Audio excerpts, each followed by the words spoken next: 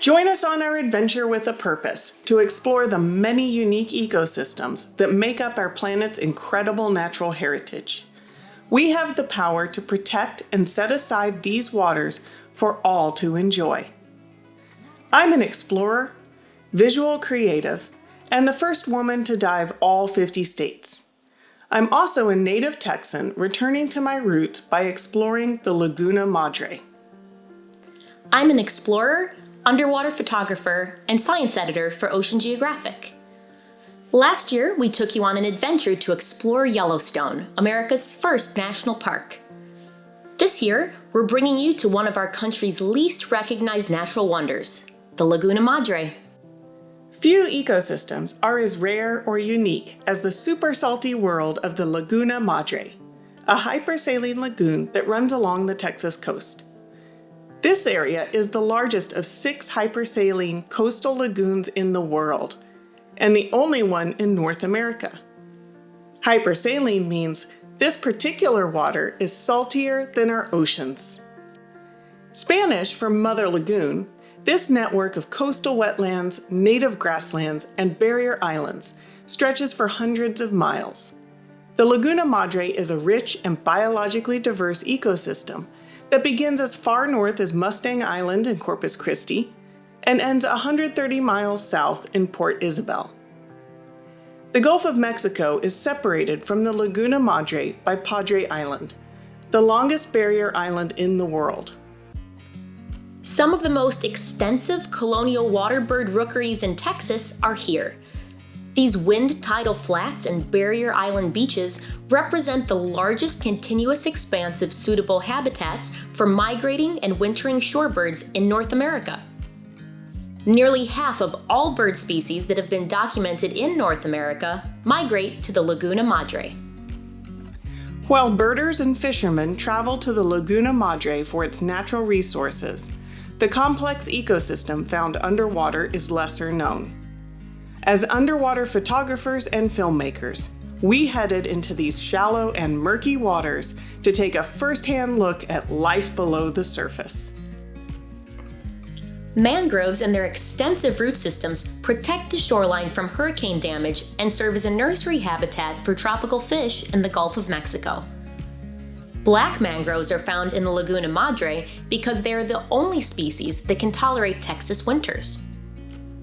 Mangroves help maintain water quality and clarity by trapping sediments, absorbing nutrients, and removing pollutants from land that would otherwise harm the coastal ocean.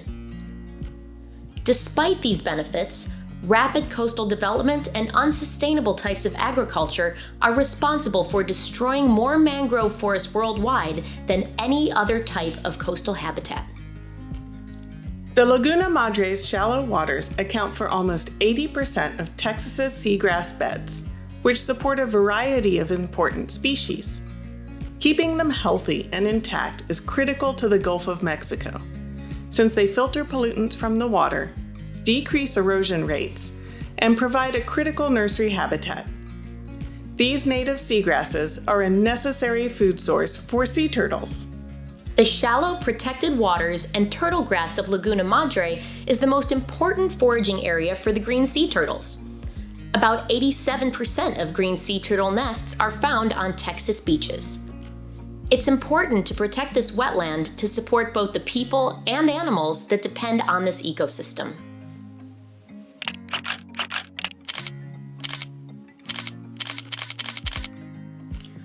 All 5 of the sea turtle species found in the Gulf of Mexico utilize the Laguna Madre for a portion of their life cycles.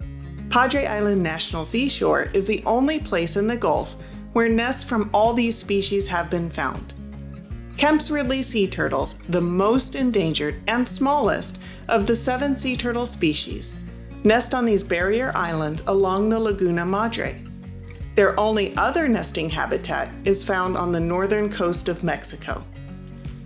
Kemp's Ridley sea turtles face a variety of threats, including plastic pollution and sea level rise. A large number of visitors that regularly use the beaches, flats, and dunes reduce the amount of available area to nest successfully. Kemp's Ridley sea turtles nest on the lower part of the beach and lay their eggs during the daytime. This makes them and their nests especially vulnerable to human activity and predation.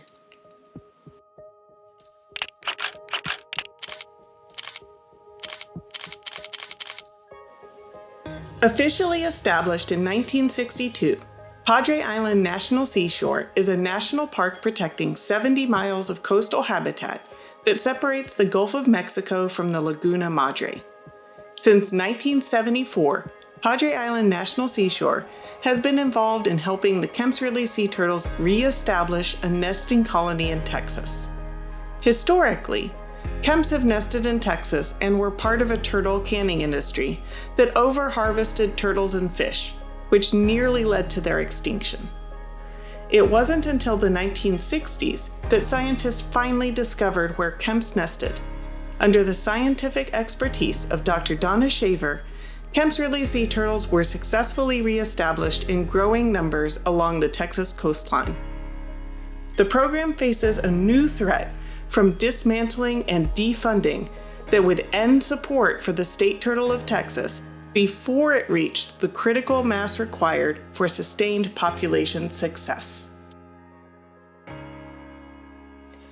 We spoke with Jeff George, the executive director of Sea Turtle Inc., about the Laguna Madre habitat and especially the turtles that contribute to the regional ecosystem. Isla, our founder, known as the Turtle Lady of South Padre Island, shortly after the passing of the Endangered Species Act, formed a nonprofit organization, Sea Turtle Inc. Initially, our mission statement was to support the recovery of the Kemp's Ridley sea turtle, the world's most critically endangered species. That has since expanded. We now provide rehab to all 5 species in the Gulf of Mexico. At Rehab and Release, we provide education to hundreds of thousands of visitors here on South Padre that visit our facility, and we assist with the conservation efforts now of all marine turtle species. Ever since I've been involved with Sea Turtle Inc., Dr. Donna Shaver has been the leader, the matriarch of the Texas Conservation Program for the Kemp's Ridley and the other species native to the Texas coast. So from day one, we've been collaborating and providing valuable research here in South Texas for Donna's research efforts for the entire state. We know that the Kemp's Ridley is still the world's most critically endangered sea turtle species. Early on, the scientific community established a recovery plan for the species. And in that plan, it talked about providing a secondary nesting colony here in Texas, providing research for the scientific community to help the population recover. Donna and her program at the National Park Service in Corpus have provided those 2 mechanisms for the recovery of the species, establishing a secondary nesting colony and providing research for the entire Kemp's Ridley population.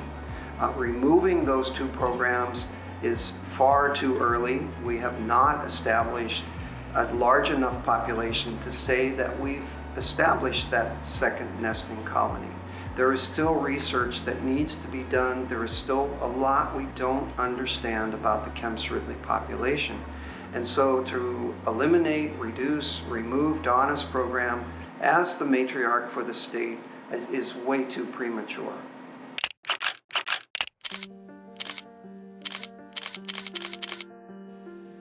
The shrimping industry and fishermen especially rely on the life supported by the Laguna Madre for their activities.